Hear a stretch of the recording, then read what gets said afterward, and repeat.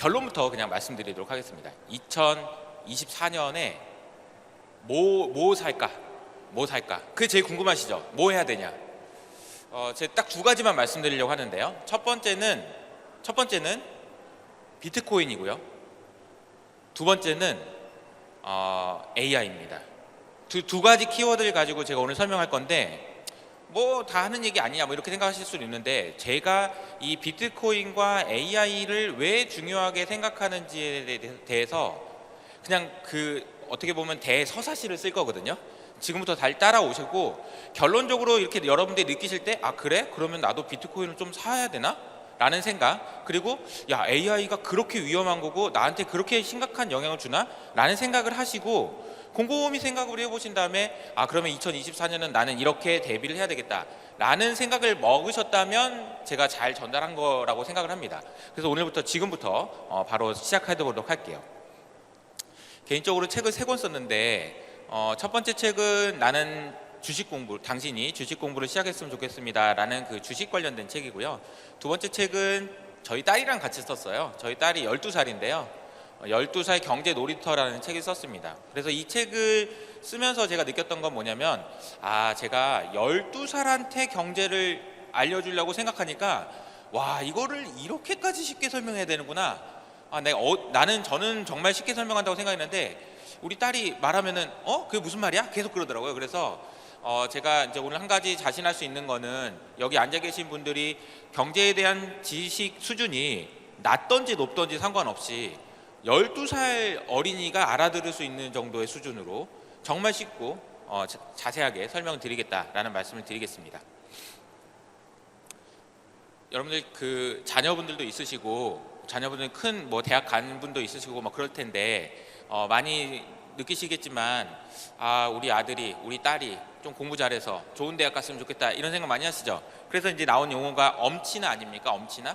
근데 이제 이분은요, 제가 아는 사람 중에 가장 엄친아입니다. 진짜 엄친아예요. 얼마나 엄친아냐면은 일단 좀 잘생겼죠, 그죠? 괜찮지 않나요? 외모가 괜찮은 편인 것 같습니다. 키도 커요. 그리고 이분이 뭘 하신 분이냐면요, 캐나다에서 태어난 분이거든요. 근데 캐나다에서 태어난 분인데 캐나다의 중앙은행 총재를 하세요. 우리나라 중앙은행 한국은행 총재는 이창용 총재님이시죠. IMF에서도 굉장히 높은 곳에 있다가 한국은행 오셔가지고 했단 말이에요. 이분은 캐나다의 중앙은행 총재를 하십니다. 그러다가 중앙은행 총재 역할을 너무 잘하는 거야. 그래가지고 영국에서 일로 와보세요. 영국 중앙은행의 총재를 좀 해주세요. 이렇게 한 거예요. 그러니까 얼마나 대단한 사람인지 이해되시죠? 그러니까 얼마나 역량이 뛰어나면 영국에서 이 사람을, 캐나다 사람인데 불러가지고 우리나라의 총재를 좀 해주세요. 이게 진짜 말도 안 되는 거거든요. 그런 분이라고 생각하시면 됩니다. 근데 이분을 제가 소개한 이유가, 이분이 영란은행 총재를 끝내고 나서 쓴 책이 있는데 그 책의 이름이 이거예요. 그래서 이 내용을 좀 먼저 설명을 드리려고 하거든요. 이 책의 제목은 Value 가로 열고 S 가로 닫고입니다. 한국말로 표현하면은 가치라고 할 수 있겠죠. 근데 옆에 S가 붙었으니까 이거를 뭐라고 해야 될까요? 가치? 뭐라고 해야 돼요? S 가치들? 가치 뭐라고 해야 될까요? S가 붙은 거는. 정답을 알고 계신 분 있으신가요? values는 무슨 뜻인가요? values는 가치관이라는 뜻입니다. 우리가 투자를 할 때 가장 많이 고민해야 되는 거는 이 가치가 있느냐 없느냐에 대한 고민인 건데요, 그 가치가 어떻게 되느냐에는 가치관에 의해서 결정된다라는 이야기를 800페이지에 걸쳐서 책을 쓰신 건데, 제가 정말 옛날에 고3 때만큼이나 열심히 이 책을 읽으면서 여러 가지 고민들을 했는데 그 고민들의 핵심 내용을 좀 소개해 드리도록 하겠습니다. 제가 질문을 하나 드리려고 하는데요, 이 가치라는 게 있잖아요. 여러분들이 지금 가치 있는 것이 무엇인가 떠오르시는 게 있나요? 여러분이 가지고 계신 것 중에 나는 이게 제일 가치가 있는 것 같아. 뭐가 있을까요? 집을 가지고 있는 분들은 집이 가치 있다고 생각할 수 있을 거고, 혹은 난 아들이 제일 가치 있어 나한테, 이렇게 생각하실 수도 있고요. 뭐가 가치 있는지, 가치 있다라고 생각하시는 걸 한번 떠올려 보세요. 근데 그 가치 있다라는 것이 가격이 있는지 없는지도 한번 생각해 보세요. 핸드폰 가격 있지, 중고로 팔면 얼마, 차 얼마 있지. 그런데 가격이 없는 것 중에 내가 가치 있다고 생각하는 것도 있지 않아요? 그렇지 않아요? 그래서 잘 생각해 보면요, 이런 단어가 있습니다. 프라이스리스라는 단어가 있어요. 영어인데 프라이스리스 그럼 무슨 뜻이죠? 가격이 없다 이런 말이기도 하지만 다른 표현으로 설명하면 이런 겁니다. 값으로 환산할 수 없을 만큼 가치 있는 것, 그걸 프라이스리스라고 그래요. 와, 진짜 너무 가치 있어가지고 값으로 환산할 수가 없어. 뭘까요? 여러분의 목숨이죠. 아, 나 목숨, 이거는 내가 돈 받고 못 팔지. 여러분의 자녀죠. 여러분이 사랑하는 누군가죠. 와이프가 될 수도 있고 아닐 수도 있고, 그렇죠? 그래서 누군가, 사랑하는 누군가, 우정, 뭐 이런 것들은 가치가 있지만 가격은 없어요. 근데 제가 이 말씀을 드리는 이유는요, 가격이라는 것이 있는지 없는지가 왜 중요한지를 설명드리려고 하는 겁니다. 제가 지금 재테크 투자 이건데 지금 너무 멀리서부터 시작하는 것 같긴 하지만 조금만 더 따라와 보세요. 가치에 대한 고민을 우리가 지금 하고 있습니다. 그런데 이 가치를 잴 수 있을까요?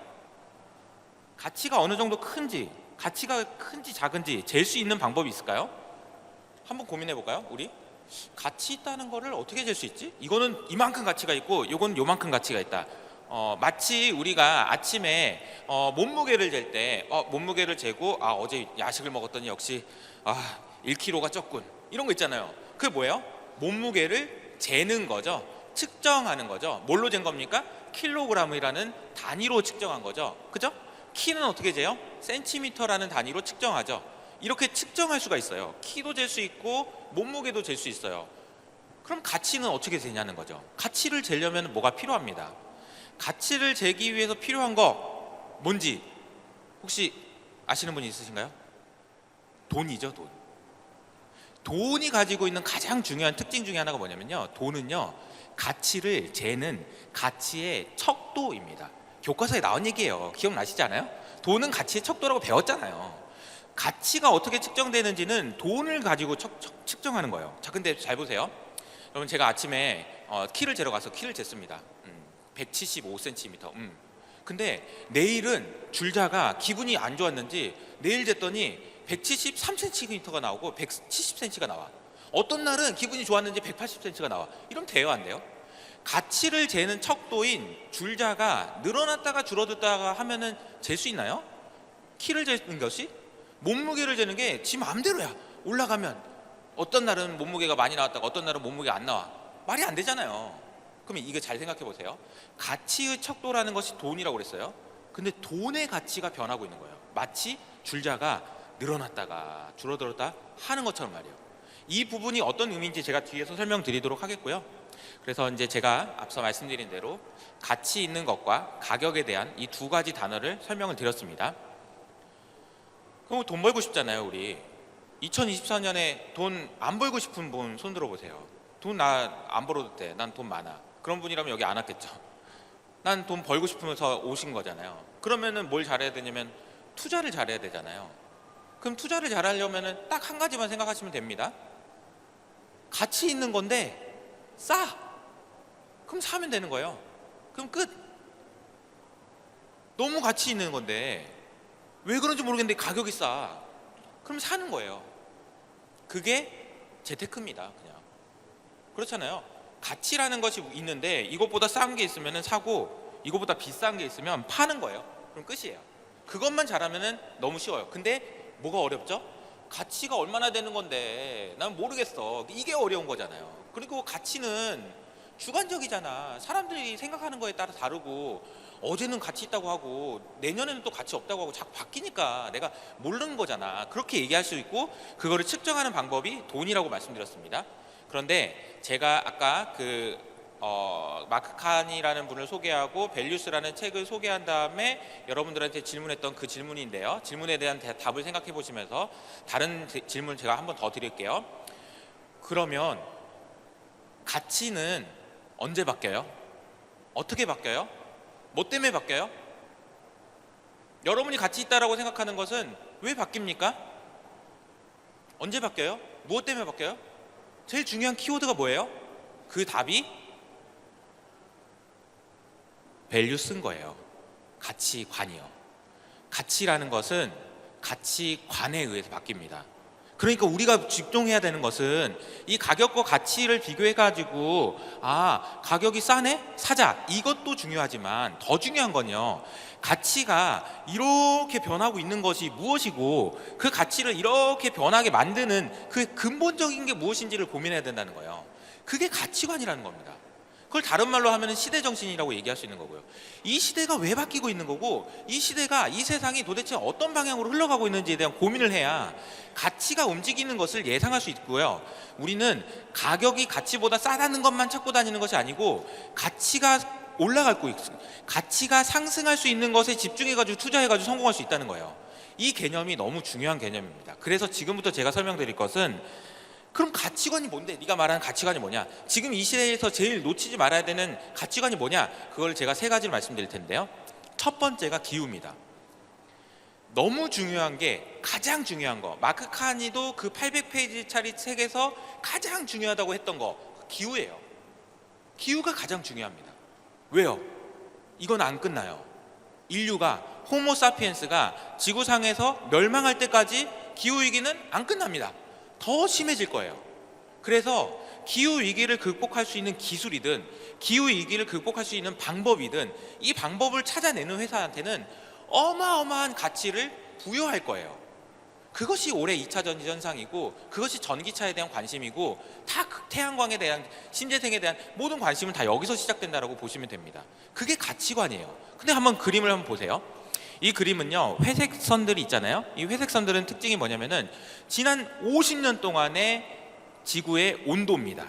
지구 온도는 여름엔 좀 더웠다가 겨울엔 좀 추워지는 거죠. 그런데 검정색으로 되어 있는 진한 선 보이시나요? 저 선은 뭐냐면은 올해입니다. 올해의 온도는 매달, 지금 올해 여름에 지금 6월 달에 인류 역사상 가장 더운 한 해였습니다, 이런 얘기 했었잖아요.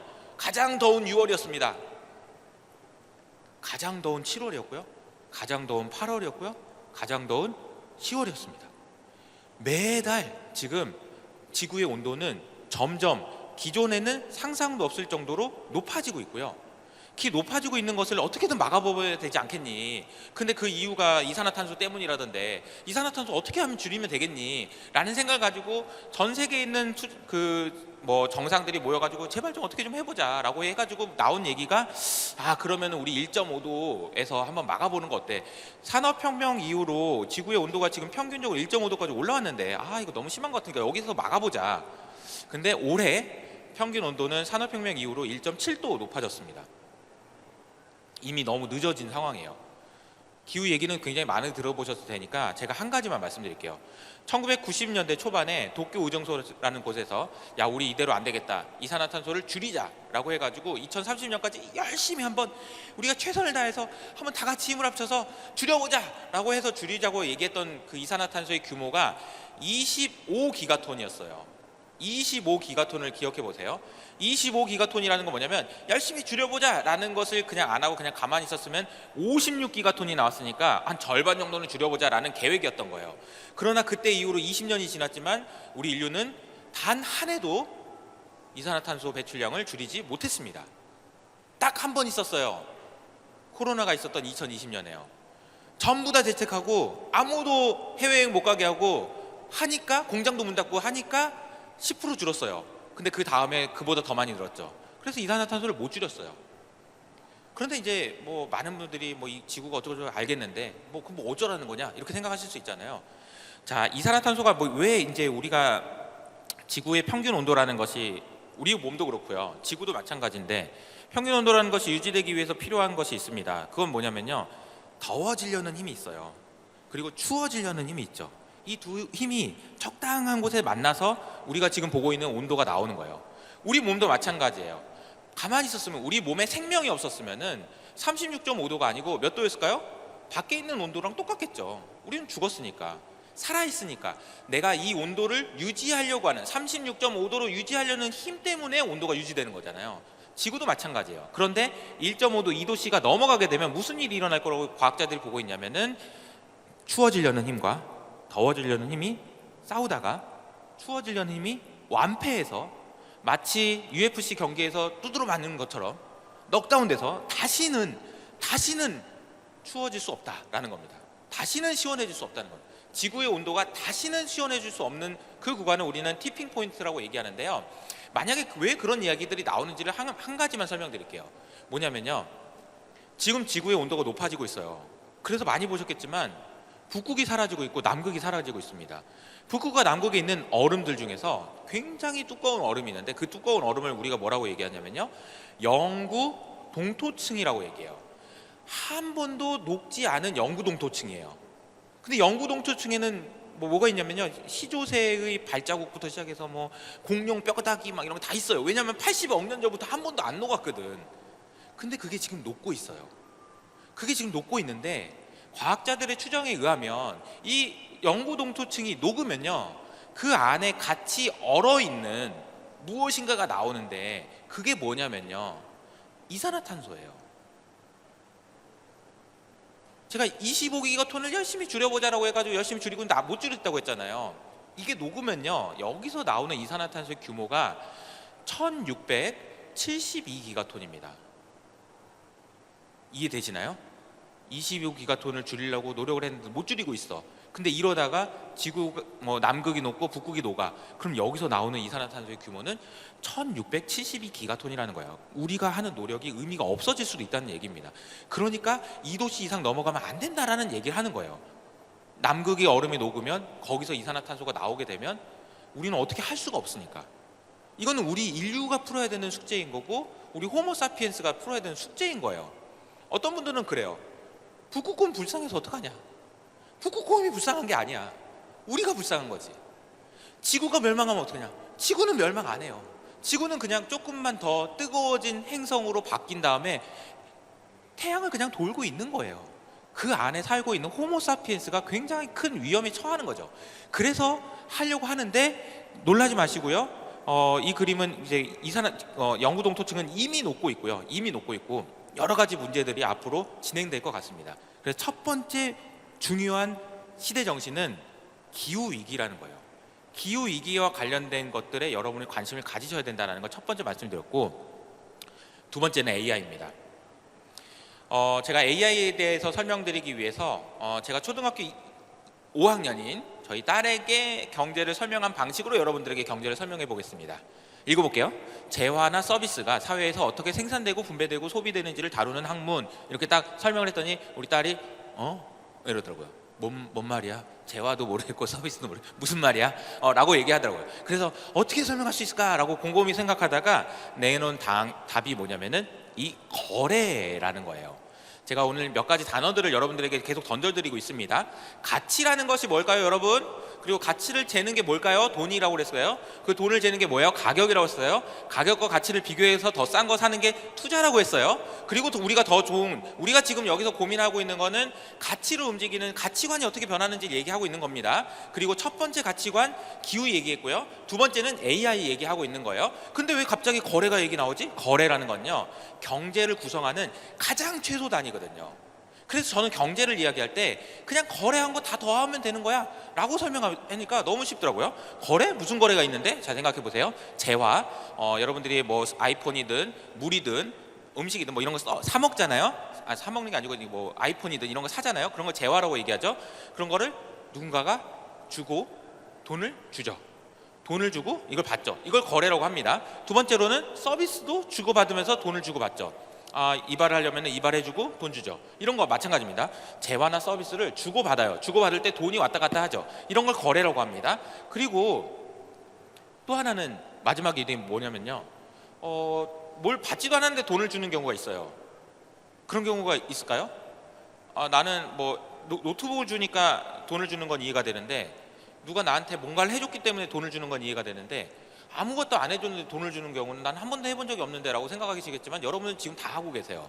난 한 번도, 저 사람이 나한테 아무것도 안 줬는데 나는 뭘 주고 있는 게 있어요. 뭘까요? 그게 뭘까요?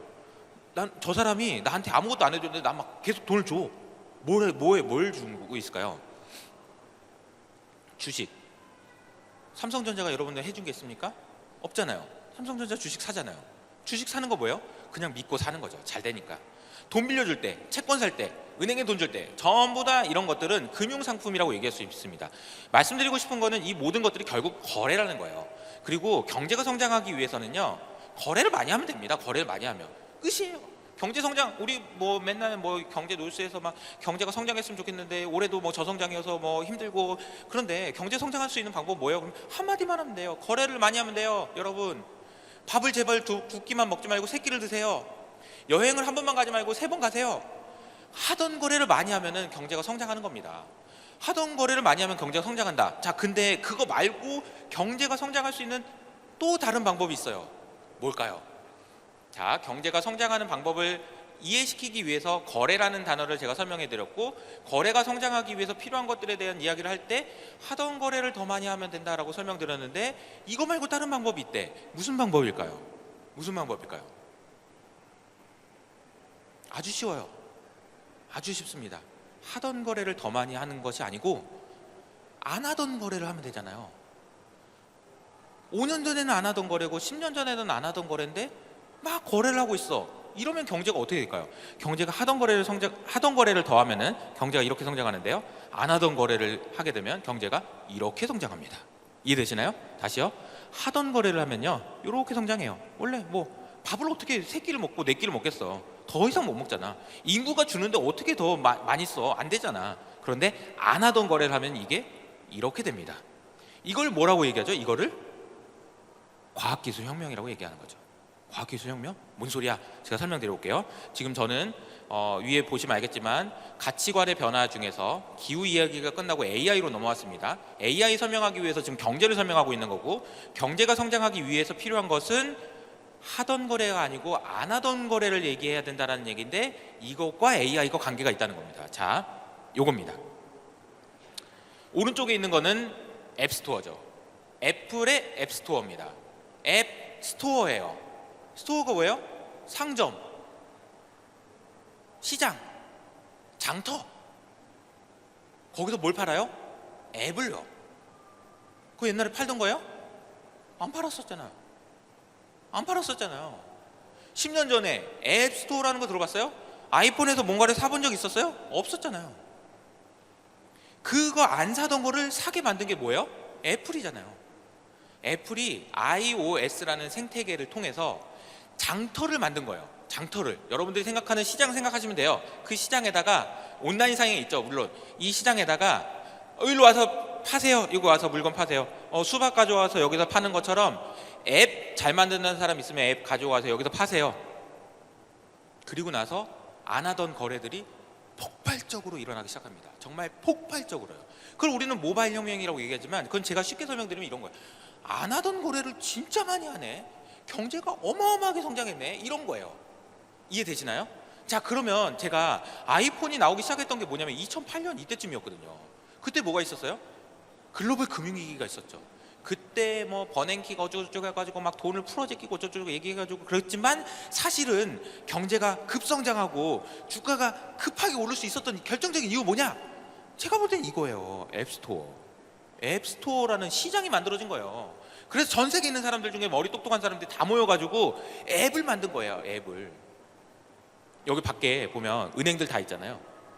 보험사도 있고 다 앱에서 하잖아요. 그런 일이 있을 거라고 상상이나 했습니까? 10년 전에? 절대 못했죠. 절대 못했죠. 은행에 가야 되는 줄 알았지. 언제 핸드폰으로 이렇게 하는 게 되는 줄 어떻게 알았어요? 근데 여기서 여기로 바뀌면서 뭐가 바뀌었냐고요? 누가 돈을 제일 많이 벌었냐고요? 누가 돈을 다 벌었어요? 애플이 다 벌었잖아요. 애플이 다 벌었잖아요. 왜요? 시장을 깔아놓고 여기서 장사해라, 여기서 팔아라, 대신에 나한테 자리세 내라, 이런 거죠. 자리세 내라. 야, 너 여기서 수박 팔았냐? 그러면 자리세 내라. 어디서? 깡패는 아니죠. 30%씩 내요. 30%씩. 미쳐요. 내가 앱스토어에서 뭔가 팔기만 하면 30%씩 애플한테 돈을 내야 된다니까요. 미쳐버리는 거지. 여기서 장사하는 사람 입장에서는. 그런데 내야 돼요. 거기밖에 없으니까, 시장이. 그래서 이걸 보고 앱스토어라고 얘기하는 거예요. 자, 지금부터 AI에 대한 설명 들어갑니다.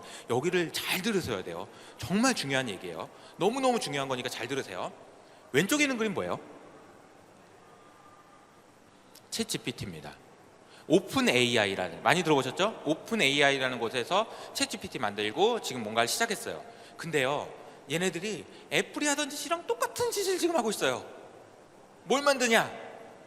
GPT 스토어라는 걸 만듭니다. GPT 스토어요. 앱 스토어가 아니고 GPT 스토어예요, 이번에는. 그럼 GPT를 판다고?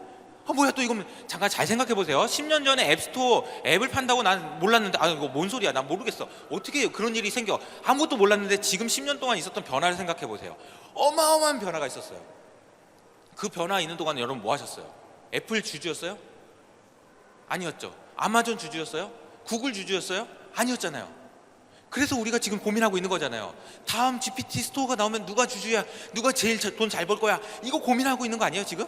이거 고민하고 있는 거예요. 자, 그러면 GPT라는 걸 판다는 게 어떤 개념인지를 지금부터 설명드리겠습니다. GPT라는 건요, 여러분들 잘 아시겠지만 챗 GPT에서 많이 써보신 분도 있고 안 써보신 분도 있겠지만 AI를 통해서 나한테 물어보면 어마어마하게 친절하게 답을 해주는 놈이에요. 신통방통해. 정말 대단한 애야. 요즘에는요, 심지어 제가 나 영어 강사 좀 해주면 안 돼? 그러고 나서 얘기해주면, 효성님 알겠습니다. 오늘은 이런 영어를 배워볼까요? 이렇게 얘기해요. 성능이 너무너무 좋습니다. 너무너무 좋아요. 장난 아니에요. 진짜 깜짝 놀래요. 그런데 얘들이 얼마 전에, 불과 한 달 전에 내놓은 상품이 GPT-S라는 겁니다. 이번에 또 S가 붙었네요. GPT-S. GPT-S가 뭐냐? GPT를 만드는 거예요. 너무 쉽게. 너무너무 쉽게. 너무너무 쉽게라는 게 얼마나 쉬운지를 설명드리기 위해서 제가 아까 책을 3권 썼다고 했는데 그 책을 PDF로 있을 거 아닙니까?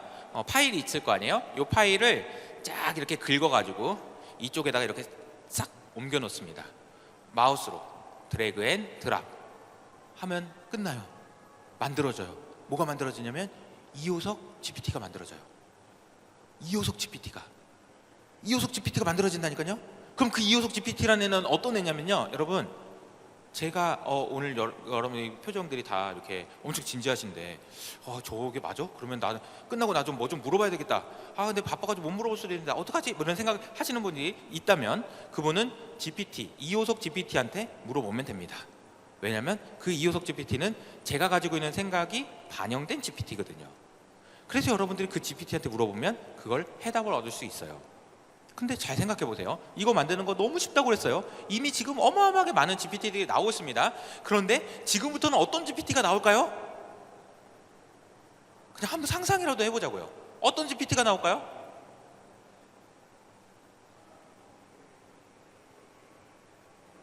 여러분들이 돈을 제일 많이 내는 데가 어디죠? 아프면 가는데? 병원, 의사한테 가가지고 감기 걸렸어요, 나 어떻게 해야 돼요? 뭐 물어본 다음에 돈 내죠. 진료를 받고 수술 받고 진단 받고 할 때 다 돈 내잖아요. 근데 올 때마다 느끼는 생각이 무슨 얘기예요? 이거 하려고 내가 이렇게 기다렸나? 이 생각 안 들어요? 근데 그 사람이 가지고 있는 모든 지식을 긁어서 붙여넣어서 GPT가 만들어질 수 있다면 어떻게 될까요? 내가 회사를 만들려고 보니까 막 세금을 너무 잘 알아야 되는 거예요. 근데 세금을 물어보려니까 세무사 상담만 받아도 돈이 얼마야?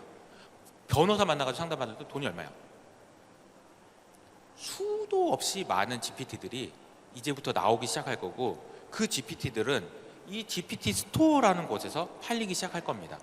너무나도 큰 변화들이, 앱 스토어에서 있었던 것 이상으로 큰 변화들이 지금 일어날 거로 보고 있고요. 이 전망은 제가 하는 게 아니고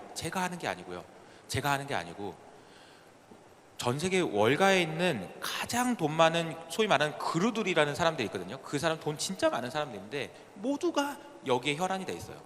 그래, AI가 되겠다. 야, 이번에는 진짜 AI다. AI 된다.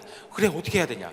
이 고민들을 많이 하고 있다는 거죠. 제가 설명드렸던 부분은 결국은 경제가 성장하기 위해서는 이런 안 하던 거래가 만들어지는 그런 혁신이 필요한데, 그 혁신이 지금 보이기 시작했고, 그것이 이곳으로 돈들이 쏟아지고 있다는 거예요. 쏟아지고 있어요. 정말 말도 안 되는 규모가 쏟아지고 있어요. 심지어 어제 나온 뉴스는 오픈 AI라는 곳에다가 또 돈을 투자하겠대. 돈은요, 절대 허투루 가지 않습니다. 될 것 같으니까 가는 거예요. AI에 대한 관심을 너무너무 가지셔야 된다는 겁니다. 자, 지금 정리를 다시 한번 할게요. 가치라는 것, 그리고 가격이라는 것, 그리고 거래라는 것, 뭐 가치관, 지금 두 가지 가치관 설명했고요. 마지막 세 번째 가치관입니다. 세 번째 가치관은 돈입니다. 앞서 잠깐 설명드렸지만 돈이라는 것은 가치를 재는 척도라고 얘기했는데 자꾸 이놈이 지금 변덕스러워가지고 계속 변한단 말이에요. 얘가 돈의 가치가 변한단 말이에요. 야, 돈은 너는 가만히 있어가지고 내가 생각하는 이 물건, 내가 생각하는 이 주식의 가치를 네가 잘 재야 되는데 그렇게 왔다 갔다 하면 어떡하니? 라는 상황이 지금 벌어지고 있다는 거예요. 그럼 그 상황이 언제 있었냐라고 보면은 1971년 8월 달에 있었습니다. 자, 1971년 8월 달에 살아계셨던 분 저기 손 한번 들어보시죠. 1971년 네, 안 드시네요? 있는 것 같은데 안 드시네요. 네. 1971년 8월 달에는 저도 없었는데 어쨌든 그때는 이런 뭐 텔레비전이 있었던 것 같아요. 그때 미국의 대통령이었던 닉슨 대통령이라는 분이 이렇게 이야기를 했습니다. 자, 한 나라의 화폐, 달러 얘기하는 거죠. 달러는 그 나라의 경제에 의해서 좌우됩니다. 경제가 중요해요. 그 나라의 경제가. 그리고 미국은 세계 최강의 경제 대국입니다. 이렇게 얘기했어요. 이상해요? 이상하지 않죠. 우리 원화는 우리나라의 경제에 의해서 가치가 결정됩니다. 이상해요? 안 이상하지. 근데 이때 왜 이게 난리가 났을까요? 저 때는 경제가 아니고 저기에 뭐가 들어가 있었어야 되냐면은 금이 있었어야 되거든. 1971년 8월 이전에까지만 해도 닉슨 대통령이 저 얘기를 하기 전까지만 해도 사람들이 달러를 믿고 신뢰하고 거래했던 가장 큰 이유는 뭐였냐면은 이 달러는 가져가면 금으로 바꿔준다니까였어요. 그런데 갑자기 사람들이 눈치를 챈 거야. 야, 미국에서 지금 금이 떨어지고 있다. 미국의 돈이 왜 금을 다 빼가냐. 이런 얘기가 나오니까 사람들이 프랑스에서 영국에서 야, 나 금 내놔라. 너 금 없을 것 같아. 안 줄 거잖아. 그래서 그걸 빼간 거예요. 그러니까 닉슨 대통령이 뭐라고 얘기했냐면 한 나라의 화폐는 달러는 있잖아요. 달러는 금으로 바꿔준다니까 믿지 마세요. 미국 경제가 좋으니까 믿어도 된다니까요? 라고 얘기하니까 이 얘기를 사람들은 어떻게 받아들였을까요? 야, 이 나쁜 놈들 금으로 안 바꿔주나 보다. 거짓말해네 또. 금으로 바꿔준다든지 안 바꿔주나 보다. 이렇게 생각을 하게 됐다는 거죠. 그러면서 달러의 가치가 어떻게 됐을까요? 달러의 가치가 여러분 생각해 보세요. 제가 이 비슷한 비유를 하기 위해서 제가 여러분들한테 모두에게 여러분들에게 100만 원씩을 걷습니다. 100만 원씩을 나가시기 전에 저한테 전부 100만 원씩 내고 가세요. 대신에 제가 돈 줄게요. 이호석이 나중에 갚아줄게 라고 하는 그 돈을 제가 만들어서 사인해가지고 여러분들한테 주고 100만 원씩 다 받았어요. 받겠어요? 안 받겠어요, 여러분? 근데 내가 정말 유명한 사람이고 막 대통령이야. 그래서 사인해줬어. 그럼 받을 수도 있겠지. 그리고 나중에 가져오면 꼭 막 금으로 바꿔줄게, 뭘로 바꿔줄게 라고 하면 할 수도 있겠죠. 그런데 금으로 바꿔준다고 약속했다가 나 금을 안 바꿔줄 거야. 나중에 내년에 왔는데 또 안 바꿔준대. 이러면 어떻게 했어요? 아유, 이 나쁜 놈 새끼 진짜 막 집어 던지지 않겠어요? 달러는 발로 차고 막 이러면서 뭐야 이거 금으로 바꿔준다며 왜 안 바꿔줘? 그럴 거 아니에요. 그죠? 그런 현상이 그대로 드러난 그림을 제가 보여드릴게요. 이 그림입니다. 여기는 이 파란색 선을 보시면요, 여기 있는 건데요. 당시 이제 1971년에 저 말이 일어난 이후로 달러 종이 한 장 가지고 살 수 있는 금의 양이 그냥 그날 바로 급락했어요. 그냥 바로 급락. 이해되세요? 그냥 급락. 돈의 가치가 그냥 급락했다니까요. 돈의 가치가 1971년 8월 이때 제가 왜 근데 이거를 열변을 통하면서 이 얘기를 왜 하는 걸까요? 이유가 있죠. 지금도 그러고 있으니까 그런 거예요. 2008년 금융위기가 터진 이후로 금융위기를 막기 위해서 연준에서는 돈을 뿌려댔다라는 얘기 많이 들어보셨죠? 돈을 뿌려댔어. 근데 그런 걸 하면 돼요, 안 돼요? 됩니까, 안 됩니까? 나도 하고 싶다. 제가 저희 딸이랑 이걸 양쪽하나라는 걸 설명하기 위해서 어떤 방법이 좋을까라고 생각하다가 브루마블 게임을 생각을 해냈는데, 브루마블 게임을 하면은 둘 중에 한 명이 지잖아. 지면 어떻게 해요? 돈을 이 친구한테 빌리거나 아니면 어떻게 할 수 있죠? 은행에서 야 우리 200만 원씩 갖자, 200만 원씩 갖자 라고 얘기하던가 둘 중에 하나잖아요. 그 200만 원씩 갖자 라는 게 연준의 양적 완화입니다. 그냥 원래는 이렇게 하면 안 되는데 주가가 계속 빠지고 그러니까 그냥 돈 더 찍자, 돈 더 찍어, 뭐 어때, 찍자. 돼요 안 돼요? 안 돼요. 이거는요 마치 이거랑 비슷한 거예요. 이거랑 비슷한 거예요. 이러면 안 되는 거예요. 근데 달러를 그렇게 하고 있는 거예요. 지금 어느 정도 숫자인지 숫자만 제가 말씀드리면은 연준이라는 미국의 중앙은행이 태어난 게 1914년이었어요. 그로부터 한 100년 정도 지난 2008년 금융위기가 터질 때까지 연준에서 이렇게 안 되는데 또 찍어? 그래 알았어. 안 돼. 안 되는데 안 돼. 그러면서 안 되는데 하면서 조금씩 풀어낸 돈이 0.9조 달러였어요. 0.9라는 숫자를 기억해 보세요. 그리고 나서 2008년 금융위기가 터지니까 아이쿠야 그러면서 어쩔 수 없지 그러면서 돈을 그냥 풀어낸 돈이 4조 달러 정도 됐어요. 4조 달러. 100년 동안 1조 달러였는데 금융위기 터지고 나서 4.5조 달러까지 3.5조 달러를 풀었어요. 그리고 나서 코로나가 시작되기 전에 좀 줄일까? 이러면 너무 민망하잖아. 계속 풀 것처럼 하면 안 되니까 민망하니까 좀 줄일까? 하는 척 하다가 여기 보이시는 이 선 보이시나요? 네, 요 선. 이게 언젠가요? 코로나 때죠. 코로나 때.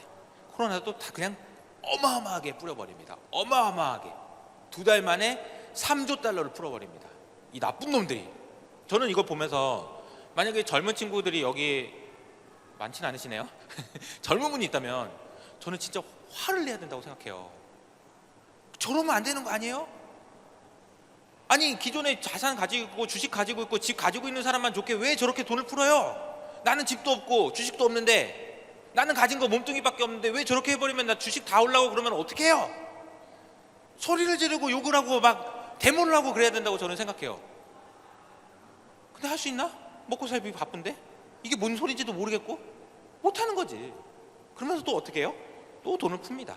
또 돈을 풀어요. 기가 막힌 일이죠. 근데 이런 일들이 생기면 어떤 일들이 생기냐면요, 경제가 좋으면 주가가 좋은 게 아니고 경제가 안 좋아요 주가가 좋대. 이게 뭔 소리야? 뭘 말도 안 되는 소리. 경제가 안 좋은데 왜 주가가 좋아요? 경제가 안 좋으면 돈을 푸니까 그런 데잖아요. 근데 돈을 풀면 돼요 안 돼요? 안 된다니까. 근데 우리는 다 지금 주식 들고 있잖아. 그럼 주식 빠지면 안 되잖아. 그러니까 연준한테 금리 내려달라고 하잖아요. 돈 더 풀어달라고 하고. 그 마음이 뭐예요? 이기심이잖아요. 이기심. 모두가 다 같이 중국, 일본, 영국 다 할 것 없이 빠지면 안 되잖아. 집값이 빠지면 어떡해. 한국은행 이창용 총재 마찬가지로 대한민국의 집값이 빠지면 됩니까? 안 됩니까? 없는 사람은 빠져야 되지. 있는 사람은 안 빠져야죠. 안 빠지려고 어떻게 해야 돼요? 돈을 더 풀어 제껴야 된다니까요. 그렇게 하고 있는 거예요 지금. 이게 시대 정신이라는 겁니다. 이러다 보니까 이런 일들이 발생했는데 월스트리트와 메인스트리트, 경제하고 주가가 아무 관계없이 따로따로 놀기 시작합니다. 아무 관계없이. 이걸 쉽게 설명드리기 위해서 제가 아주 개인적인 이야기를 좀 드리면 아주 개인적인 이야기. 제가 이제 사실 그 기업은행에서 첫 직장 생활을 했는데 2008년에 저희 아내를 만났습니다. 기업은행 연수원에서. 그래서 저희 아내가 그때 당시만 해도 200명 넘게 남녀가 같은 비율로 있다 보니까 그 젊은 애들이 얼마나 그 열기가 뜨거웠겠습니까? 짝짓기를 하기 위한. 엄청나게 뜨거웠죠. 근데 제가 봤을 때는 저희 와이프가 제일 예뻐 보였어요. 그래서 제가 이제 마음속으로 저 친구랑 결혼하면 너무 좋겠다 라는 마음을 먹고 저 나름대로는 굉장히 열심히 밀당을 했습니다. 좋아하는 척 했다가 아닌 척 했다가 좋아하는 척 했다가 아닌 척 했다가. 근데 와이프가 결혼하고 나서 그 얘기를 해줬더니 그 얘기를 하더라고요. 나는 전혀 못 느꼈는데 이러더라고요. 나는 전혀 못 느꼈는데 밀당을 했다고? 나는 몰랐어. 이게 무슨 얘기냐면요, 이제 뭐 줄이 있다면 줄이 좀 팽팽하면은 내가 당기면 왜 당겨?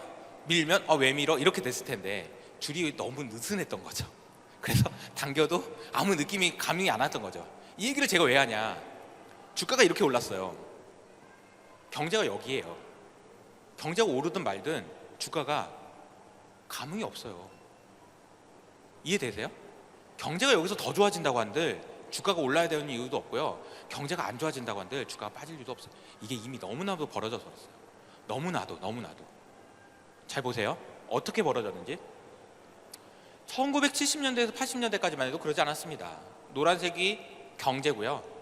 검정색이 주가예요. 쉽게 설명드리면 비슷하잖아요. 이게 어떻게 바뀌었는지 보세요.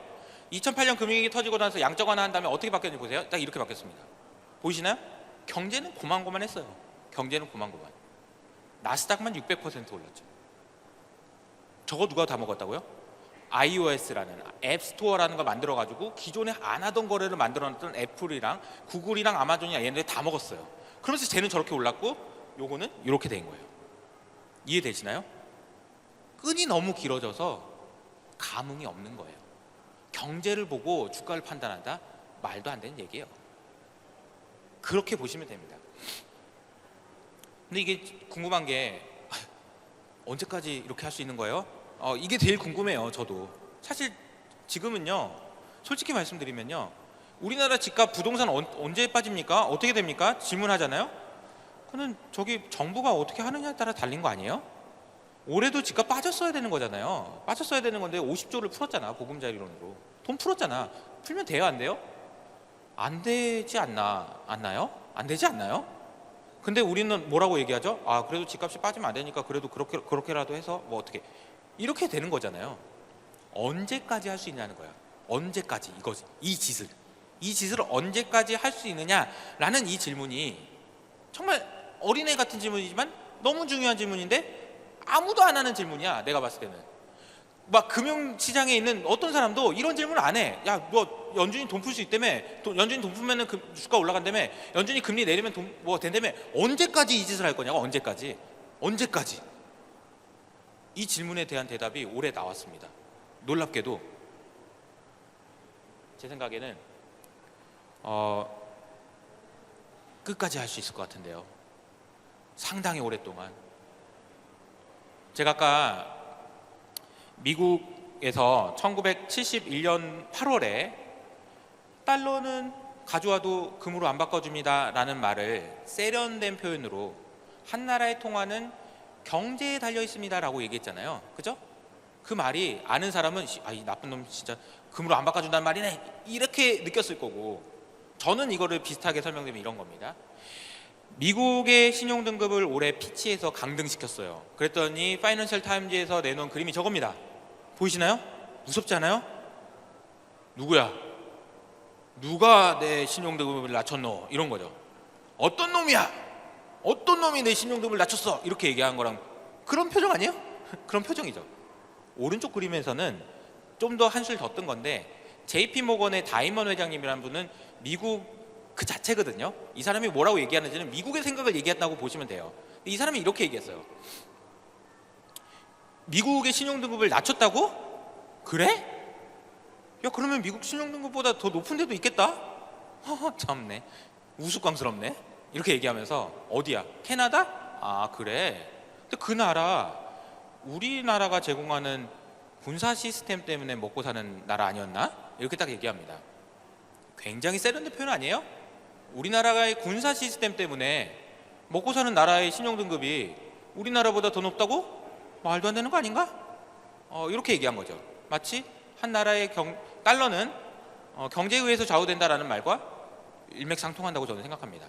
무슨 얘기냐? 경제가 아니고 힘으로 한번 해볼래? 야, 너 달러 안 믿어? 한번 힘으로 한번 해볼래?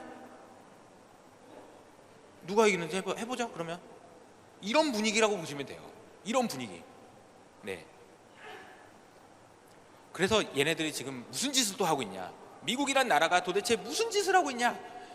아까 막 돈 풀고 그건 중앙은행이고요. 지금은 미국 정부, 즉 바이든 정부에서 이 짓을 하고 있는데요.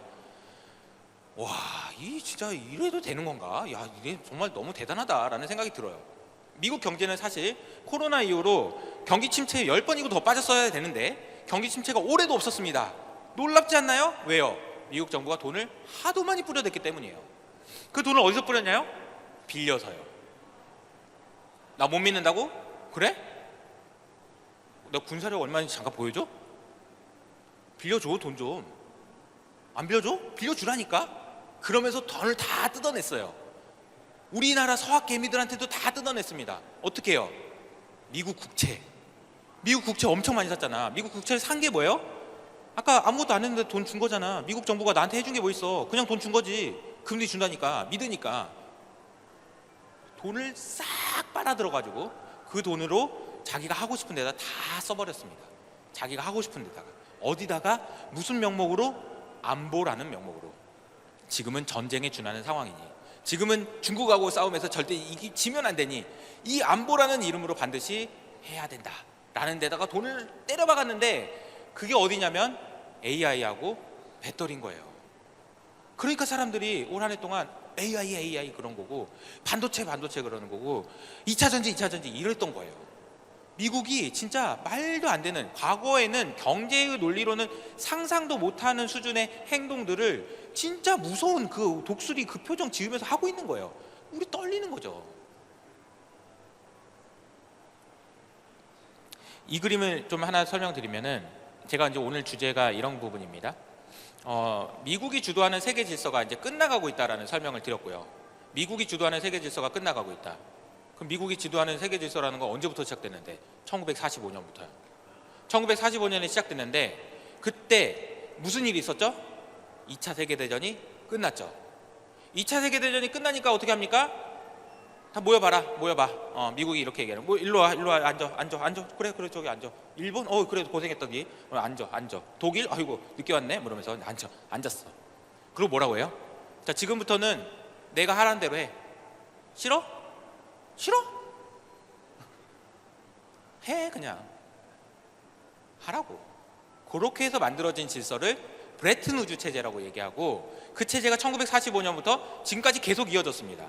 그 이어진 거를 우리가 뭘 통해서 알 수 있냐면요, 그 시대는요, 미국이 주도하는 시대는요, 과거보다 좋았냐 안 좋았냐? 제가 보기엔 좋았던 것 같아요. 왜냐면은 그 전에는요, 영국에서 인도나 뭐 이란이나 이런 데서 기름 가져가고 뭐 가져가고 할 때 고맙다는 말도 안 하고 그냥 가져갔어요. 야, 넌 식민지인데 뭘. 일본이 우리나라에서 뭐 가져갈 때 뭐 고맙다고 했어요? 가져갔잖아요. 그냥 열받잖아요, 식민 입장에서는. 근데 미국이 야, 지금부터 그렇게 하지 말고 이렇게 하자라고 얘기해서 했던 건 뭐냐면은, 야, 네가 물건을 이렇게 싸게 잘 만드냐? 그럼 내가 사줄게. 돈 가지고 내가 돈 좀 찍으면 되니까 사줄게. 달러 가지고. 이렇게 했던 거예요. 이렇게 하다 보니까 어떤 일이 생기냐면, 야, 나 미국 달러 받아야 되니까 내가 물건 더 싸게 만들어야지 하면서 전 세계에 있는 모든 나라의 사람들이 내가 더 싸게 만들 수 있어요. 손 들고 이렇게 한 거죠. 그러면 어떻게 될까요? 가격이 낮아지죠. 그러면 저물가가 되는 거죠. 물가가 계속 낮아지니까 물건이 계속 활발하게 이동됩니다. 계속 왔다 갔다. 그걸 뭐라고 얘기해요? 무역이라고 얘기하고, 그걸 다른 말로 뭐라고 합니까? 세계화라고 얘기하고, 영어로 뭐라고 합니까? 글로벌라이제이션이라고 하는 거죠. 글로벌라이제이션이 하는 걸 어떻게 할 수 있을까요? 전 세계에서 수출하고 수입이 된 거를 다 더한 거를 GDP로 나눈 값을, 이거를 그리면 오른쪽에 있는 그림이 됩니다. 1980년대부터 그린 그림인데요, 정확하게 1945년을 바닥으로 증가하기 시작해서 언제 끝나냐면 2008년에 끝납니다. 1945년에 미국이 불러가지고 브레튼 우즈에다가 이렇게 하기로 하자라고 하고 나서 계속해서 늘어났는데 2008년부터 꺾였다는 거예요. 왜요? 그때부터 사실 미국이 흔들리기 시작했거든. 그때부터. 그러니까 말도 안 되게 돈도 풀고 뭣도 하고 이랬던 거죠. 지금은 더 심해지고 있는 상황이라고 보시면 되겠습니다. 그래서 올해 있었던 일들은 3월 달에 3월 달에 세상에 미국에서 은행이 망했다니까요. 21세기에 2022년에 미국이 은행이 망했어요. 그래가지고 뱅크런이 일어났다니까요. 부채 한도가 문제가 돼서 그 돈 좀 그만 좀 풀어라 제발 좀 이랬다니까요. 예산 가지고 또 문제가 되고, 이게 다 뭐예요? 미국이 지금 엄청 흔들리고 있다는 증거인 거죠. 그래서 눈치깐 애들은 이렇게 하고 있습니다. 눈치깐 애들. 자, 처음에 했을 때 사우디한테 미국에서 어떻게 했냐면, 야, 니네 기름 진짜 와 대박이다. 어떻게 그냥 기름을 그냥 이렇게 뜨냐? 우리는 막 땅을 파고 뭐 해도 안 되는데 너는 그냥 땅에 기름이 떠가지고 진짜 싸겠다. 내가 돈 줄 테니까 그 기름 줘. 이렇게 한 거죠. 돈 준 돈으로 사우디가 그 달러를 받는다면 어떻게 했어요? 미국한테 다시 빌려줬어요. 기름 기껏 파가지고 준 다음에 달러 받은 돈으로 미국한테 다시 빌려줬어. 그걸 뭐예요? 국채를 샀다니까. 빌려줬어. 근데 갑자기 내가 이거 뭐 하고 있는 거지? 라는 생각이 드는 거죠. 똑같은 거를 중국도 했습니다. 중국에서 물건을 하도 싸게 만드니까 중국에서 돈을 많이 벌 거 아니야. 달러가 많이 들어올 거 아니에요. 그 달러로 뭐 했어요? 미국 국채 샀어요. 제일 안전하다니까. 그런데 이 그림, 오른쪽에 있는 그림 보시면요, 빨간색 선이 언제부터 급락하기 시작하죠. 이건 뭐냐면은 미국이 발행한 국채, 미국이 빌린 돈 중에서 해외에 있는 국가들이 사준 거, 해외에서 빌린 것의 비중입니다. 눈치 깐 거예요. 아이씨, 안 되겠다. 얘도 지금 금 떨어지고 있는 거랑 비슷한 거네. 이거 안 됐네, 끝났네 얘네. 이러면서 안 사요. 안 사. 그런데 미국 정부는 돈을 더 빌려야 되죠. 그러니까 막 금리가 올라가는 거죠. 근데 그 높은 금리로 빌려가지고 또 뭐 해요? AI하고 반도체에다가만 투자한다고요. 구도는 이런 구도라고 보시면 되겠습니다. 결론 말씀드립니다. 오늘 뭐 여러 가지 설명을 드렸습니다. 정리해 보면은 이런 거죠. 뭐 제가 처음에 말씀드렸던 그 단어 기억하시나요? 가치라는 단어. 가치가 뭘까? 한번 곰곰이 생각해 보다가 가치를 재는 거 가격이라고 얘기했고요. 가치를 재는 척도, 가치를 측정하는 척도 돈이라고 얘기했고, 그리고 나서 이 가치가 움직이는 것 가치관이라고 얘기했고, 가치관 세 가지를 말씀드린 게 첫 번째 기후위기, 그리고 두 번째 AI, 세 번째 뭐죠? 돈 자체의 가치가 계속 바뀌고 있다는 사실. 그래서 돈 가치가 떨어지는 것이 마치 우리가 보기에는 무엇인가의 가격이 올라가는 것도 보인다는 거, 그리고 그것이 무엇이 될 것인지에 대한 설명을 드려야 되는데요. 저는 개인적으로 앞서 말씀드린 대로 비트코인에 대해서 굉장히 긍정적으로 보고 있습니다. 내년에는요, 비트코인이 많이 오를 거라고 생각해요. 이유가 있는데요. 이 그림을 좀 설명해 드릴게요. 연준에 대한 얘기는 이호석 아카데미 유튜브 채널에 가면 다 있습니다. 이거 하나만 좀 설명 드려볼게요. 제가 이제 그 뭐 유튜브 채널도 있고 텔레그램 채널도 있는데 여기에다가 설문조사를 한번 했어요. 2024년에 어떤 자산이 제일 좋을까요? 라는 질문을 했더니 이분들이 좀 주식도 많이 하고 투자도 많이 하시는 분들인데 주식이 제일 좋을 것 같아요 라고 응답한 사람이 46%였어요. 2등이 뭐였냐면 비트코인이었어요. 비트코인이 오를 것 같다라는 거죠. 비트코인이 26%, 27%였습니다. 근데 질문 한 번 더 했어요. 그러면 여러분 비트코인 들고 있어요? 여러분들 금융자산 중에서 비트코인의 비중 몇 %예요? 없는데? 라고 얘기하신 분이 60%입니다. 제 얘기는 무슨 얘기냐면요, 분명히 오를 것 같긴 해. 자꾸 이호석이가 뭐라고 하는 거 보니까 그럴듯해. 아니 뭐 달러의 가치가 떨어지고 이러니까 그럴듯해. 알았어. 근데 사진 못하겠다. 왜? 내가 작년에 비트코인 때문에 엄청 깨졌거든. 작년에 무슨 사기 뭐 코인 때문에 너무 나 코인 다시 보기 싫거든. 그래서 아직도 아무도 안 사고 있어요. 아직도. 그래서 저는 더 많이 오를 것 같아요. 내년에. 아마 이 비중이 60%가 내년에는 뭐 50%, 40% 이렇게 낮아지지 않을까요? 라는 생각입니다. 왜 그렇게 생각하는지에 대한 설명을 드릴 텐데, 첫 번째는 블랙락이라는 회사가 있어요. 이 블랙락이라는 회사는 전 세계를 좌지우지하는 정도로 아주 강력한 힘을 가진 회사입니다. 과거의 골드만삭스라고 생각하시면 돼요. 과거의 트럼프 시대 때는 골드만삭스 출신들이 트럼프 정부에 들어가서 일을 다 했어요. 골드만삭스에 유리하게. 지금은 블랙락 출신들이 바이든 정부에 다 들어가 있습니다. 블랙락에 유리하게. 근데 블랙락이 지금 이번에 하고 있는 게 뭐냐면요, 비트코인 ETF를 승인해줘 라고 얘기하고 있어요. 그래서 승인해줘 라고 얘기하면은 비트코인을 많이 살 것 같으니까 지금 올라가고 있는 거예요. 그 날짜가 언제냐면 1월 10일이에요 1월 10일 1월 10일을 기억하세요. 물론 그날이 안 나올 수도 있어요. 그날 안 나올 수 있지만 지금 시장의 생각은 1월 10일 날 비트코인 ETF가 승인될지 여부가 결정된다고 보고 있습니다. 그래서 비트코인 ETF 승인되면 비트코인 가격이 많이 오를 거라고 보고 있는데, 승인해줄 가능성이 매우 높다라는 사실들이 하나씩 밝혀집니다. 왜냐하면 과거에는 SEC가 안 해주려고 했었는데 지금은 해주려는 움직임들이 여기저기서 포착이 돼서 월가 내에서는 비트코인 ETF 승인 가능성이 1월이 될지 4월이 될지 모르겠지만 승인될 가능성을 90% 정도로 보고 있어요. 우리만 모르고 있는 거지. 가능성이 매우 높습니다. 그리고 그렇게 되면은 가격이 더 많이 오를 거라고 보고 있는 거고요. 두 번째로는 반감기라는 게 있어요. 비트코인을 채굴하면 뭔가 계산을 많이 하고 복잡한 일을 해야 되는데, 그걸 하게 되면 보상으로 비트코인을 받거든요. 근데 보상으로 비트코인을 받는 비트코인 양이 반으로 줄어듭니다. 그래서 비트코인이 오른다라는 논리예요. 과거에 항상 그래왔고 이번에도 그럴 가능성이 높아요. 근데 그 시점은 내년 4월입니다. 내년 1월과 4월에 비트코인에 대한 아주 큰 호재들이 있고 앞서 말씀드린 대로 돈의 가치가 흔들리고 있다는 점을 누군가는 반영해야 되는데 기존에 있던 주식이든 채권이든 이런 자산들 다 반영할 수 있어요. 특히나 AI가 가지고 있는 AI 플랫폼이나 이런 것들, 이런 회사들 다 오를 수 있습니다. 하지만 비트코인은 그냥 더 오를 수 있다라는 생각을 말씀을 드리고, 그리고 AI와 관련해서는 올해는 엔비디아가 많이 올랐잖아요. 자, 그러면 내년에도 엔비디아가 많이 오를까요? 엔비디아 오를 거예요. 근데 엔비디아 말고 뭐 오를 거 없을까요? 엔비디아 말고 오를 게 있죠. 엔비디아 말고 뭐가 오를까요? 잘 보셔야 되는 날이 1월 8일입니다. 1월 8일이요. 1월 10일은 비트코인 그 전이 될 수 있고 1월 10일은 비트코인 승인이고요. 1월 8일은 뭐냐면요. JP모건 헬스케어에서 포럼을 하는데 여기에서 AI 바이오와 관련된 컨퍼런스 콜을 하고 발표를 하는데요. 여기에서 올해 돈을 제일 많이 벌고 돈이 진짜 많아가지고 이 돈 가지고 뭐 해야 될지 모르겠어가지고 고민하고 있는 엔비디아가 제일 먼저 발표합니다.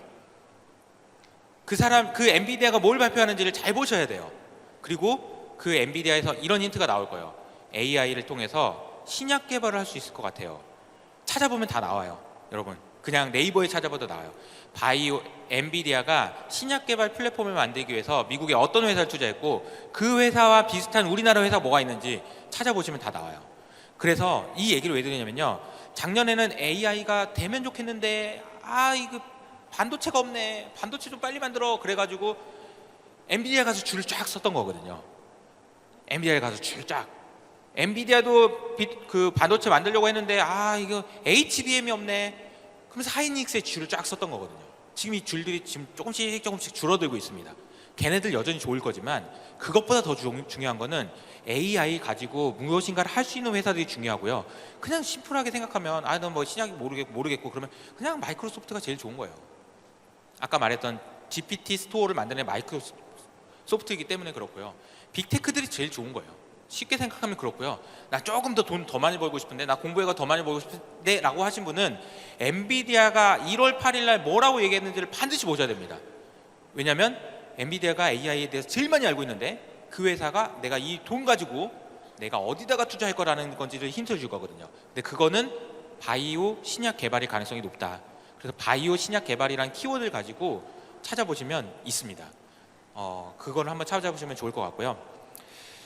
제가 이제 오늘 그 1시간을 꽉 채웠네요. 네, 그래서 서두에 말씀드린 대로 이 얘기가 좀 더 궁금하다 싶으신 분은 그 유튜브에서 이효석을 검색하시면은 매물고 필무렵 작가가 안 나오고 제가 나옵니다. 그래서 그 이효석 아카데미라는 채널을 구독하시면 돼요. 그러면 제가 오늘 말씀드렸던 내용들이 다 잘 요약이 되어 있습니다. 그래서 한번 보시면 좋을 것 같고요. 이 시대가 많이 변하고 있습니다. 그래서 가치관도 변해요. 근데 그 가치관이 변하는 과정에 우리가 투자할 수 있는 방법은 가치관이 어디로 변하는지를 보면 돼요. 그래서 오늘 제가 말씀드렸던 이 3가지 키워드, 기후, 그리고 AI, 돈, 이 3가지를 꼭 기억하셔서 2024년에 여러분들이 꼭 성공 투자하시기를 응원하면서 오늘 강의는 마무리하도록 하겠습니다. 감사합니다.